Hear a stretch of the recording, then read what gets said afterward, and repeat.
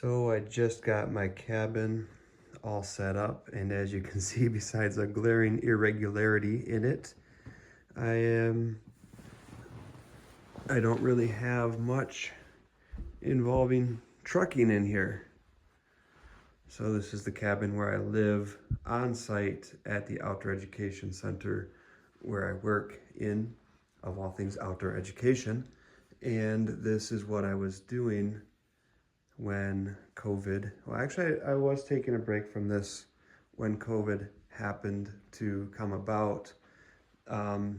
But this definitely canceled the upcoming season of work that I might have done here. And very long story short, because it is a very long story, and this is an incredibly short version of it, I ended up going into trucking in that vacuum of space.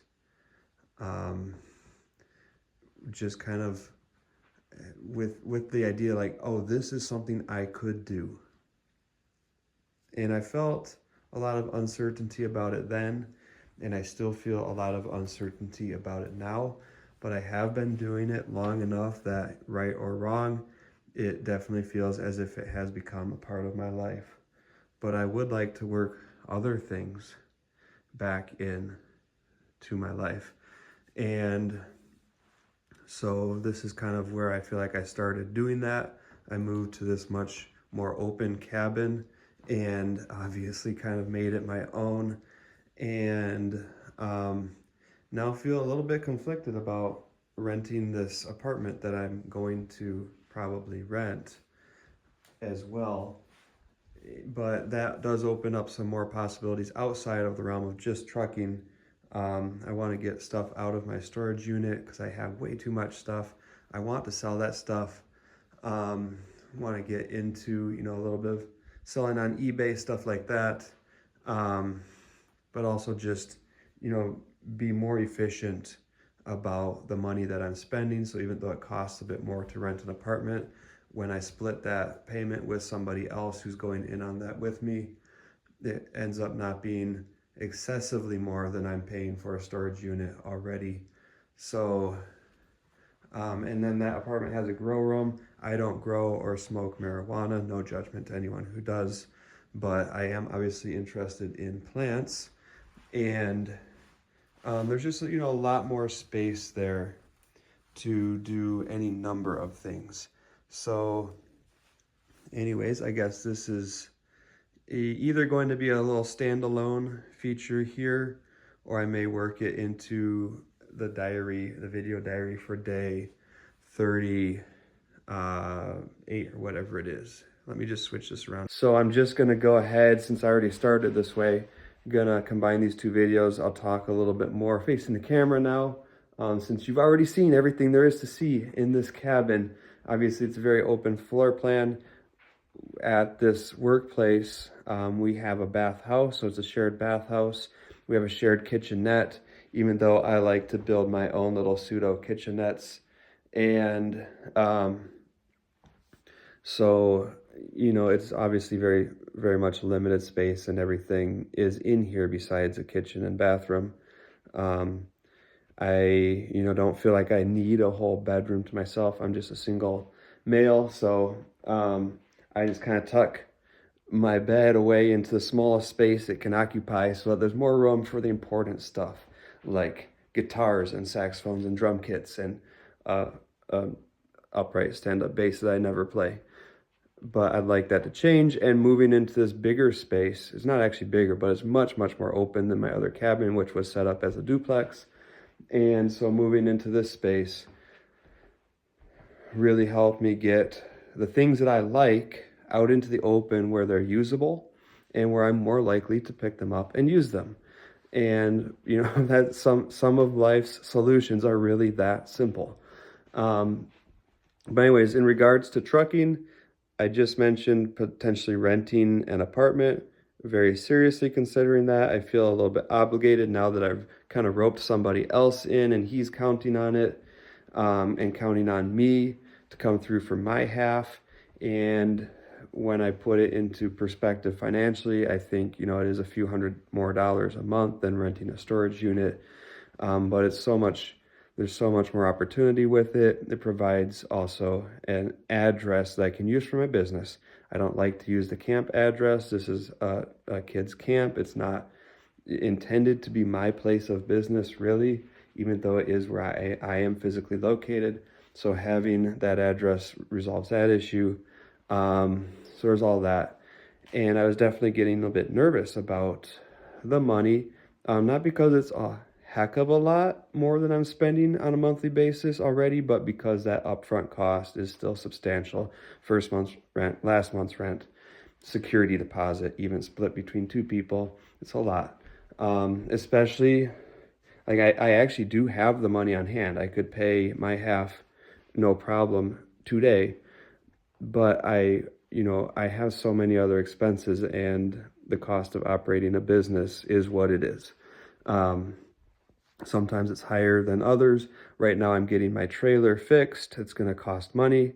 I just made a truck payment yesterday, and I haven't had quite as many recently jobs come in, and that's partly because I'm not searching quite as hard as I usually am, because I've been focusing on things like this.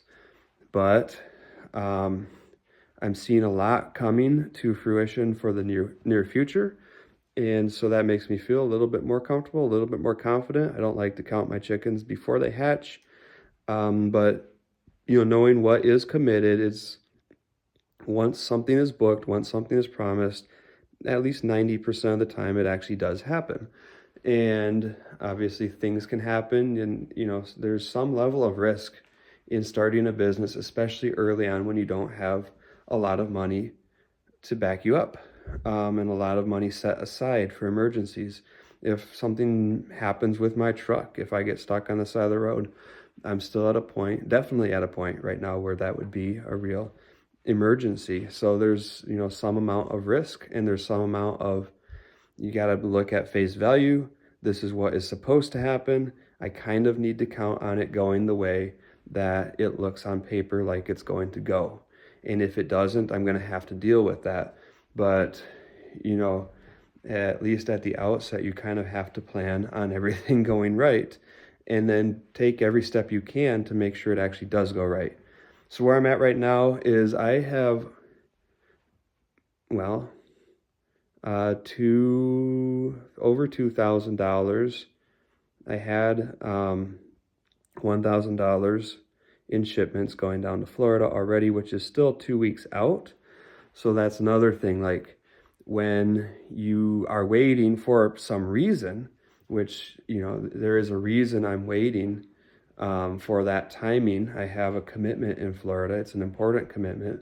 And so I can't, start running all over the country and risk not being ready for that. So a lot of what I'm working towards is lining things up so that when I do go to Florida, it's a productive and profitable trip, as well as one that allows me to take care of the business that I need to take care of down there.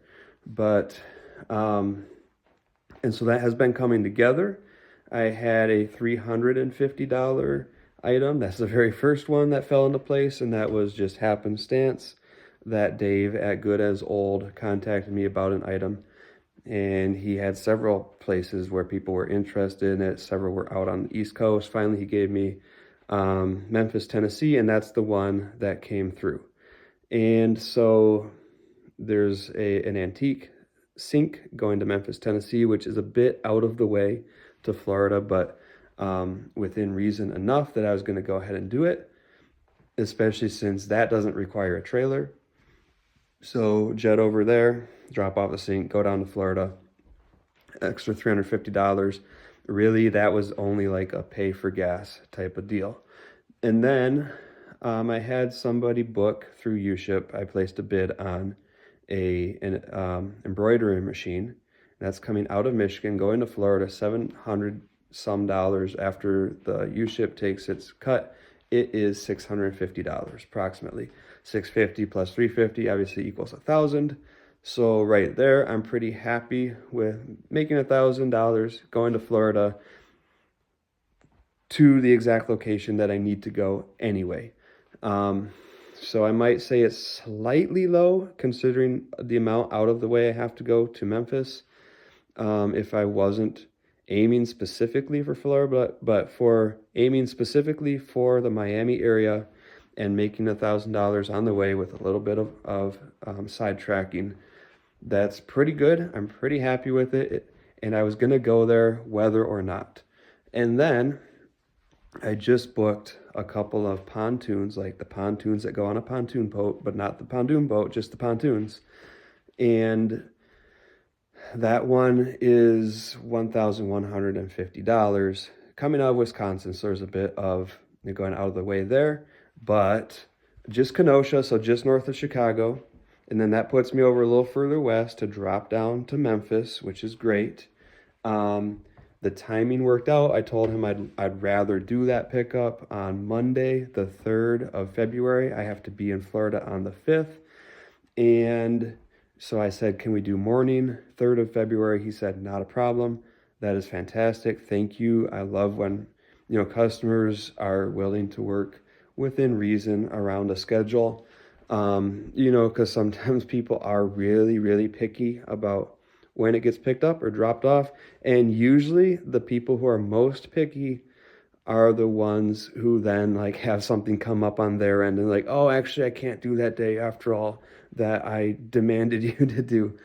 And so, people who just say, yeah, sure, that works, that's fine. Whatever day, within reason, obviously, because that's still only a week and a half away. That's a very reasonable time frame for a pickup on a shipment that's just been booked today. So anyways, that's a great payout though. That's almost, something I would have done as a standalone. That's going to take a trailer. And then, so when you add those two together, I got two things in the truck for $1,000, just over, because I think it comes up to like $659 on the embroidery machine, and then $1,150. So we're at $2,150. That's really good.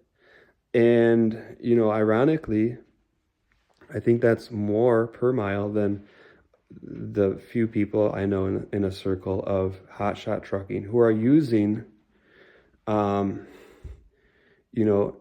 350s, who are using 1-ton trucks and gooseneck trailers and everything else, and